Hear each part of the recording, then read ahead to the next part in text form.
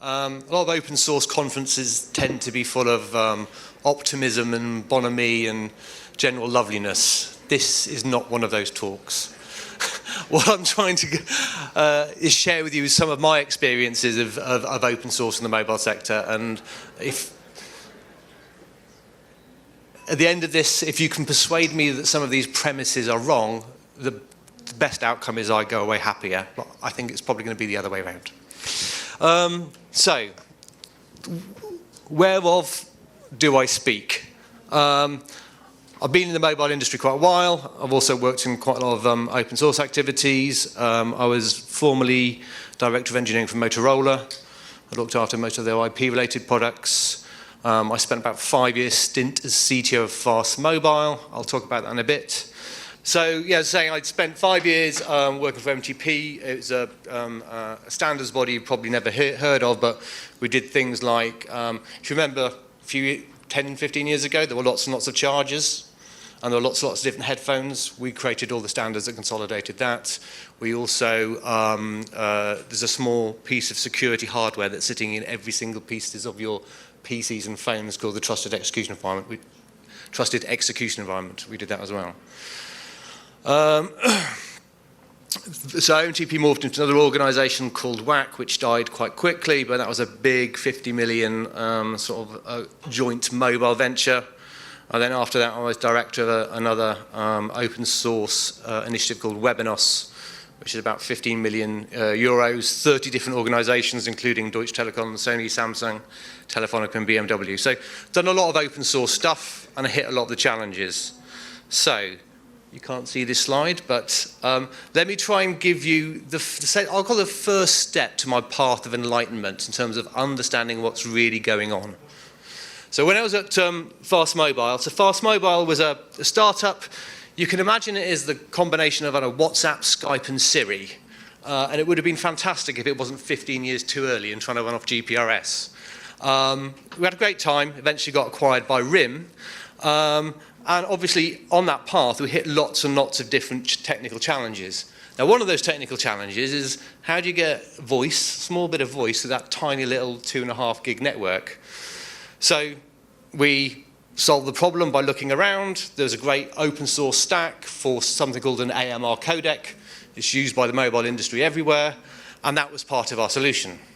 But being sort of the good corporate citizens we were and not wanting to get sued, we wanted to find out, well, what do we have to pay for this?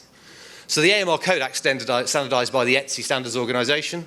So we emailed them and said, well, how much do we have to pay for this? And their answer was, well, we don't know.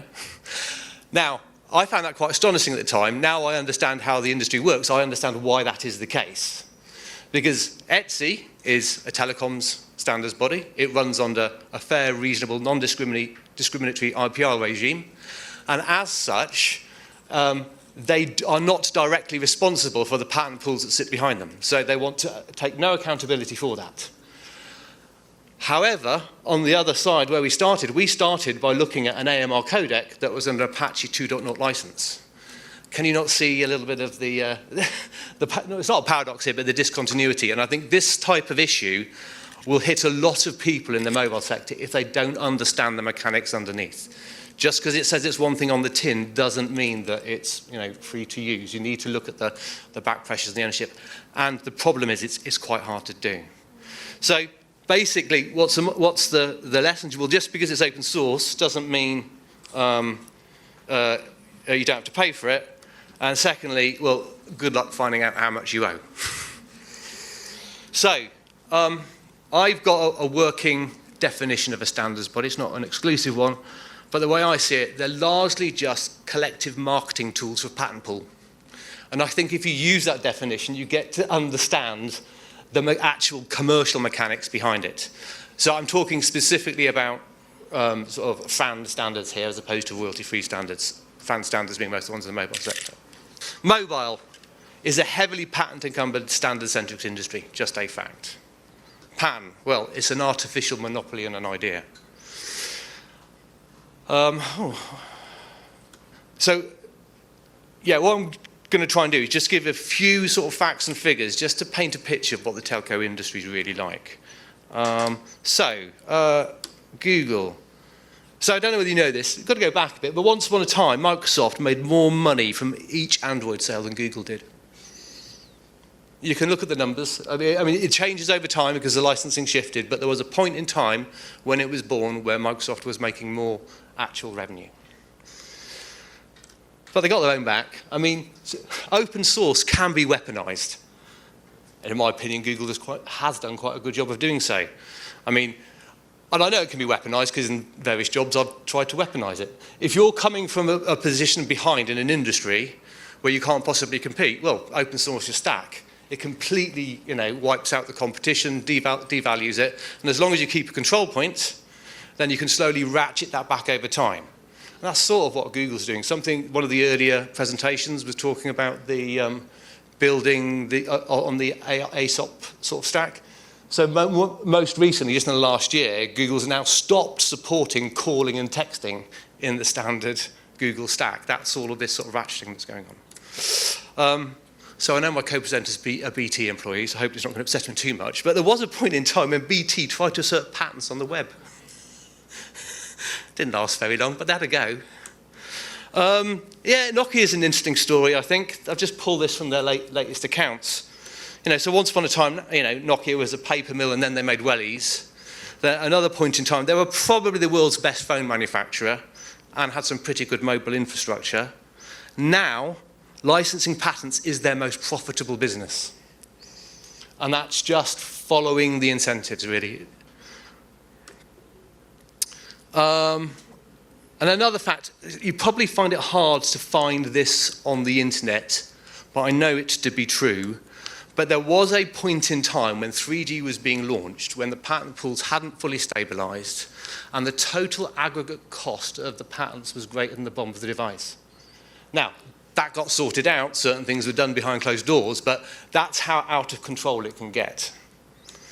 And if you think it only affects the little boys, then Apple has had to withdraw an entire product because of a single patent. So, just to a little bit of my experience. OMTP was a very worthy, ambitious project when it started off. The Bondi project, is an open standard initiative to try and create an application ecosystem to compete with Symbian, as it was then, because it's a long time ago, iOS and Android. And fully royalty-free standards compliant.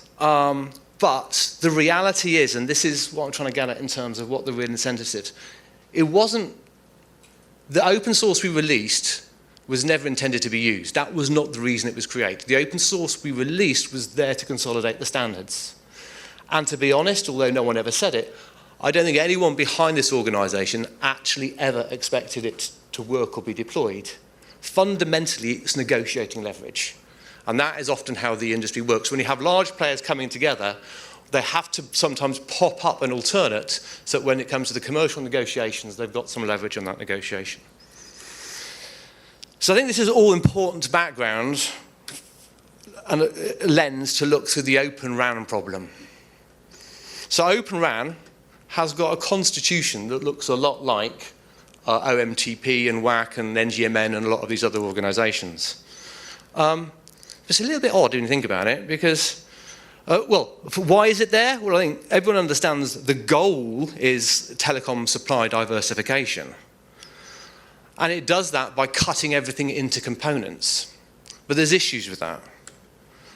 If you're going to cut things into components and buy the components, who's going to indemnify you against the aggregate security risks? And much more complex than that, who's going to indemnify you against the patents? And in most of the contracts that I've seen where people are buying open RAN systems, the customer is asking for patent indemnification. That's a very, very tricky thing to unlock. So who can do this? Well, has anyone ever looked at what open RAN contracts are actually being signed at the moment? This is the biggest one, Ericsson.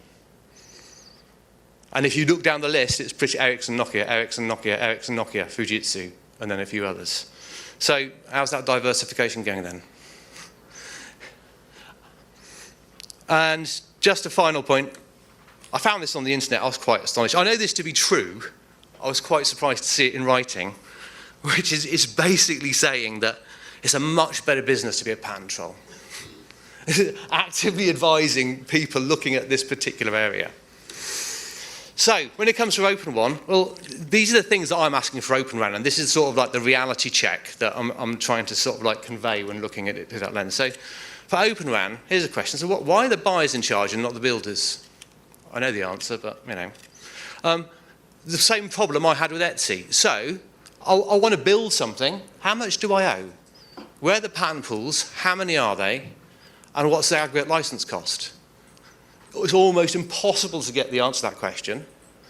But if I don't have the answer to that question, how do I write my business model? I can't even calibrate my cost of sales. And these are sort of quite fundamental strategic issues, which if you don't, if you haven't bottomed out. So I mean, the reality is, does anyone ever really expect this to work anyway? All of these really, really big, heavy sort of like questions which are fundamental to the way OpenRAN is sort of like designed. So I've realised I'm coming to the end. So I'll tell you what I'm going to do. I'm going to end on one slide, which I think cuts to the chase. So I've been doing open source presentations for a while, and I think if you understand this, it will help you understand a lot of the commercial dynamics. Open source is a liability, not an asset. And I'm talking about this in the strict financial sense. Because an asset is something that sits on your books that generates revenue. Open source never does that. It might save you some money, but it will never generate revenue. But the minute you start using it, you are obliged, either directly or indirectly, to support it. So it's a liability. It's going to cost you.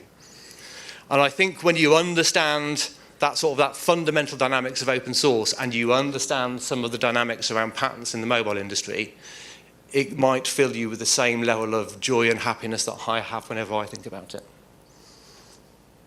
So, any questions?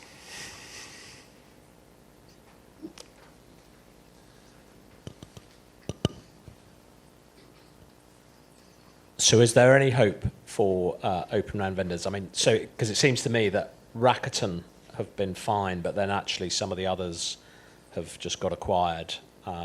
So why have they done better than some of the other sort of OpenRAN vendors, do you think? I can only hypothesize, I don't know. I suspect one of two things. Either some state-level defense or some other sort of aggregate commercial defense. I mean, it's just the maths of it don't add up. You know, when you look at the cross-licensing costs, there has to be some sort of strategic play, whether it's the operators consolidating together or some of the government sort of like trying to do it for sort of national security reasons. But I mean, yeah, unless they have negotiated that fee and we just don't know what it is. But I think a lot of where I'm coming from with this, there's been a lot of focus in the UK about SMEs getting into OpenRAN, and I just can't see it working. You've got to be very, very big to play that game. They've been talking about that for at least 5 years, haven't they?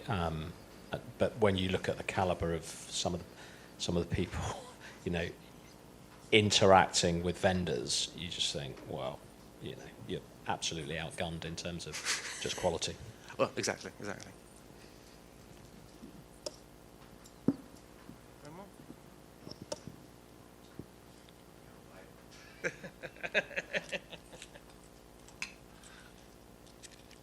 I think this will probably have to be the final question, by the way. Yeah, I totally disagree with everything you say, Nick. That's what I wanted. It's complete bollocks. No, having been involved in some of those other initiatives, one of the things, I don't disagree with what you're saying about Bondi and OMTP and the challenges that they had with regard to other platforms, but I also wonder about, having been involved with those, they never seem to be willing to go open enough, right? So for instance, on Bondi, we tried to open up a developer community, and it was impossible to get them to agree to that you could just download the SDK. No, you can't do that, right? So, like, how much of this is intrinsic to the way open source works, and how much of it is mobile industry and telecoms players wanting to be able to say they're open source, but not actually release things in the open, not actually engage with the community, not actually want to be open? Technically, I agree with some of the friction that you see. I think what I'm saying, the reason the friction was there is I don't think they ever wanted it to happen properly anyway. So this is another one of my slides that I skipped over, which I think is slightly pertinent. which is fundamentally, open source and standards, they are a strategic tool that can be wielded extremely effectively. And when you're dealing with the big businesses, you know, they're wielded by very smart, high-functioning psychopaths. And I mean that in the best possible way. So my best friends are high-functioning psychopaths. But the point is, they know what they're doing, and they're trying to deliver profits for their users. So I see a lot of dark arts when I see open standards and standards at play, and I'm always trying to work out who's trying to do what to who.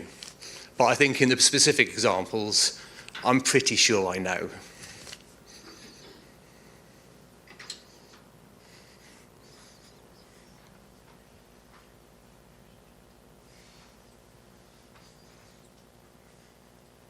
Do you think the network operators actually want it? Because Open RAN? Open RAN, because actually when They would love it, but I think you've got to fundamentally change the international patent laws for it to be viable, and they're rational. You know, they're rational. If they want to buy something from someone, but what they don't want to be do is hammered by a load of people who own the set patents in the thing and a load of trolls. They haven't got the time for it, they haven't got the bandwidth for it, they haven't got the skills for it. So they'll take the path of least resistance. It's a good tool. It's a great negotiating tool to try and carve up the architecture into the components. And maybe you might persuade a couple of the players to play nicely, but I don't think it's going to introduce the massive new players that they were hoping for.